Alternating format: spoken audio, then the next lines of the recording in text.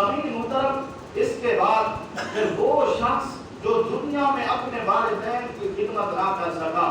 ایک تو یہ ہے کہ والدین دنیا میں موجود تھے پھر بھی اس کی خدمت نہ کی، اس کے بارے میں ایک اور حدیث پاک موجود ہے جو اکثر آپ علماء کرام سے سنتے بھی ہیں۔ ہمارے محبوب علیہ السلام جب منبر نبوی میں تشریف لائے، آپ نے پہلی سیڑھی پہ قدم رکھا، فرمایا آمین، دوسری پہ قدم رکھا، فرمایا آمین، تیسری پہ قدم رکھا، فرمایا آمین۔ اس پہ جو سوالات تھے، جوابات تھے، ان میں ایک یہ بھی تھا، فرمایا میرے رب نے حضرت جبریل کو میرے پاس بھیجا ہے۔ جب میں نے سیڑھی پہ قدم رکھا تو حضرت جبریل فرمانے لگے، یا رسول اللہ صلی اللہ علیہ وسلم، آپ کا امتی ہو کر آپ کا ذکر خیر سنے اور پھر اس میں آپ پر درود و سلام نہ پڑے، میں رب چاہتا ہوں وہ تباہ و برباد ہو جائے۔ حضور علیہ السلام فرماتے ہیں میں نے سن کر کہا آمین، کہ وہ میرا امتی، میرا کلمہ پڑھنے والا اور میرا ذکر سن کر مجھ پر درود نہ پڑے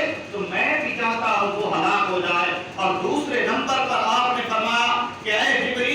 جبریل میرے پاس تشریف لائے تھے اور فرمانے لگے، یا رسول اللہ صلی اللہ علیہ وسلم،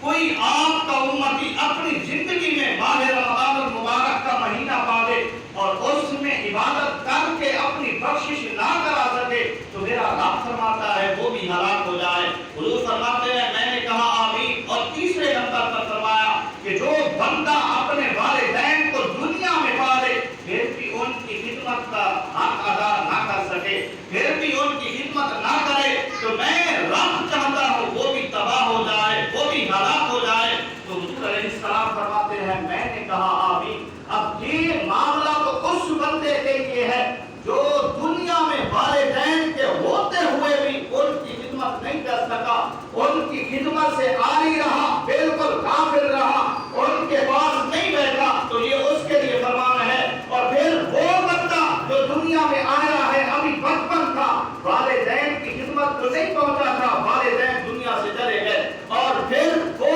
خدمت اس کو میسر نہ ملی، والدین کا سایہ ساتھ سے اٹھ گیا، اب کیا وہ اس ثواب سے محروم رہ جائے گا؟ ہمارے محبوب علیہ السلام فرماتے ہیں میرے صحابہ، وہ انسان جو دنیا میں کسی بنا پر کسی عذر کی وجہ سے اپنے والدین کی خدمت نہ کر سکا، میں محبوب تمہیں فرما رہا ہوں کہ وہ اپنے والدین کے لیے یستغفر لہما حتی کتب بارا، وہ ان کے لیے دعائے مغفرت